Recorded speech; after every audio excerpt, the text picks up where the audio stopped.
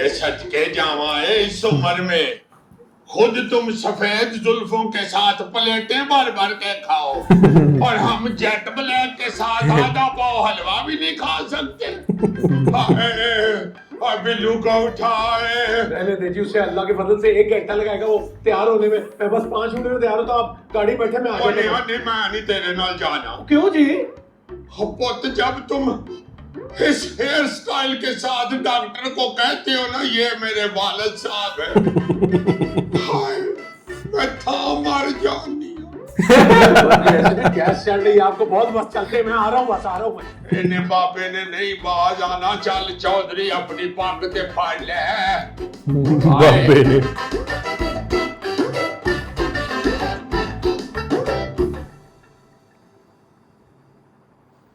इधर से ये भी बूढ़ी होने को तैयार नहीं है और उधर से वो भी बूढ़ा होने को तैयार नहीं है।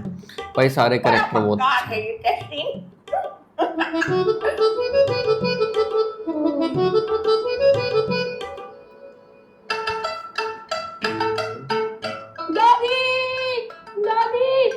गुड मॉर्निंग कोहिकाफ की मलिका।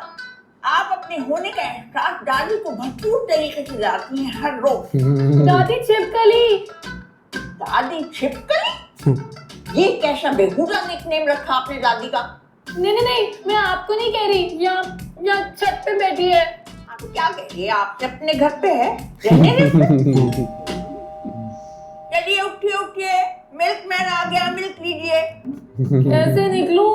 यहाँ छत पे इतनी मोटी ताजी हट्टी खट्टी छिपकली बैठी है। तो तुम्हें क्या कह रही है भाई? अपने घर पे अपनी छत पे है, हैं? तुम उठो, जाओ जाके मिल्क लो, वरना मिल्कमैन हमारी घंटी जला देगा।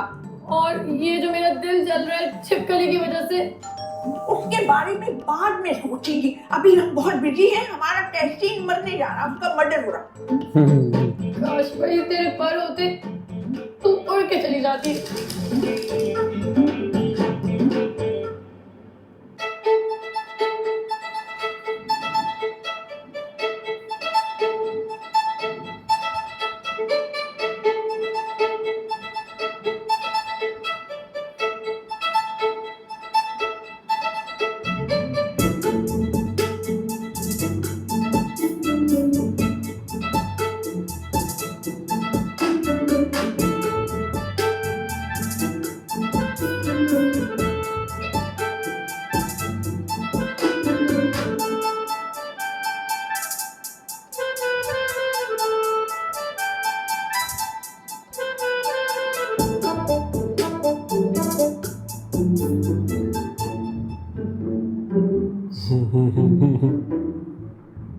थे बच्चे, फिर दाम क्या सुबह कार्रवाई? तुझे छोड़ूंगा नहीं, और प्रोफेसर वक्त छोड़ूंगा तो तुझे भी नहीं आज। म्यूजिक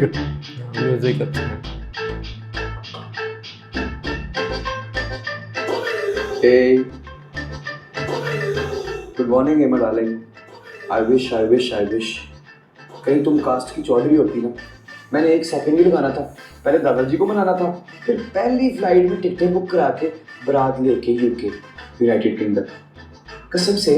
अरे गफर, तुझे इल्हाम हो जाता है कि मैं एमा डार्लिंग से अपनी फीलिंग्स एक्सप्रेस कर रहा हूँ। ओ भाई, कब से खड़े तेरे घर के बाहर, इंतजार कर करके सूख गए हैं तेरे घर की तारों पर लटके सूखे कपड़ों की तरह। हाँ, टिकट चल रहा है टीवी पर कि 3 कब्जे तार पे लटके हुए। अस्तगफुरुल्लाह, तेरे अब्बा की सारी सवारी गुजरी है। मुंह छुपा। अब्बू ने देख लिया ना तो बिल्लू गैंग को दुनिया से गुजार देंगे। अल्हम्दुलिल्लाह गुजर गए रोड से गुजर गए, दुनिया से नहीं। और अब तू जल्दी आ, वरना हम तुझे छोड़कर जा रहे हैं मिशन पर। ये ले जा।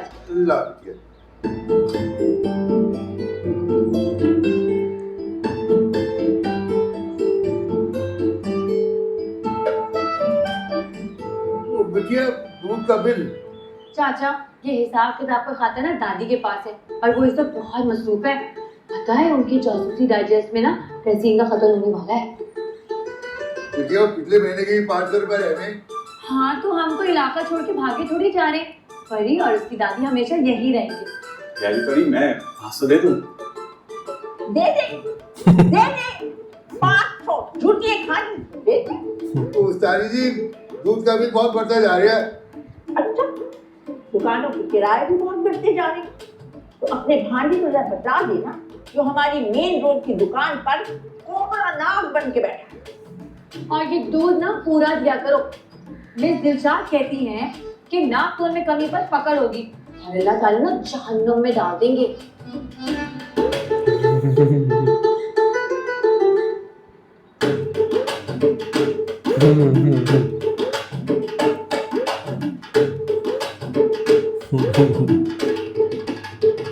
जहन्नुम से नजरें हटा के जरा दाएं बाएं भी रखें ध्यान, गली में गुलाबी खुशबू फैले चली जाती। ऐसा ना हो कि तेरे इर्द गिर्द से कापूर के कुछ मुंह उठने लगे हैं। अपने काम से काम रखा कर।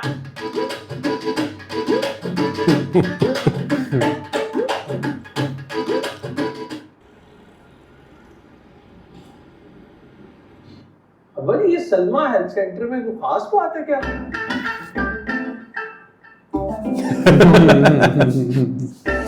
दवाई लेने जा रहा महीने की। तुम क्यों पूछ रहे हो? न्योले की तरह मुंह निकाल के। पूछना तो बनता है, इतने बड़े बड़े अस्पतालों को छोड़ के आखिर आप वहां जाते, खास बात तो है। हर बात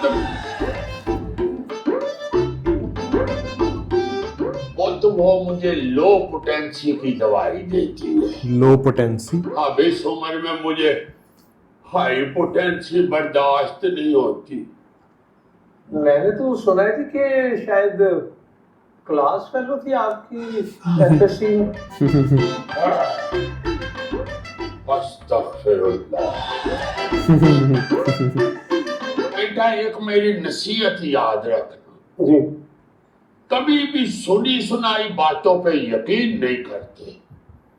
और वैसे अंदर की बात ये है कि क्लास फेलो होने की वजह से वो मुझे खासी रियायत कर देती है, अपनी फीस में भी और टेस्टों के बिल में भी। चले आज मैं भी देखूं डॉक्टर सलमा की मसीहा है।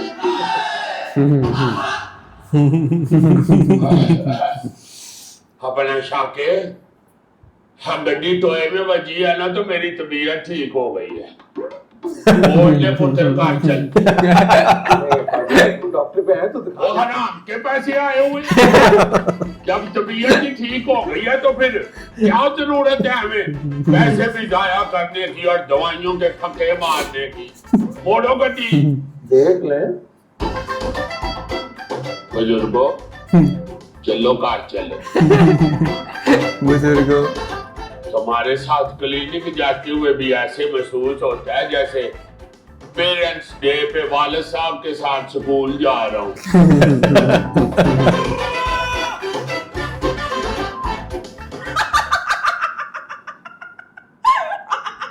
हमें पता नहीं है तहसीन पकड़ा जाएगा। थोड़ी देर पहले मुझे कितना जोर जोर से डांट रही थी, अब खुद देखो।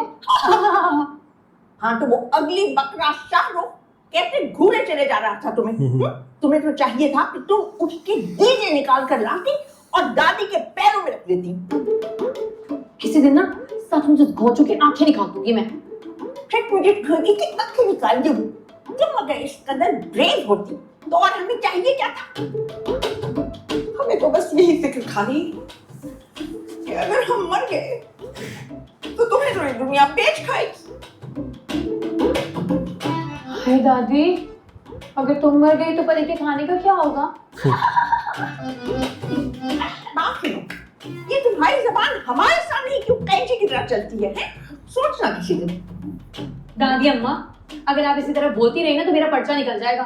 फोन लगाए चचा को और बोले वो लेकर आए अपने बेचारों को।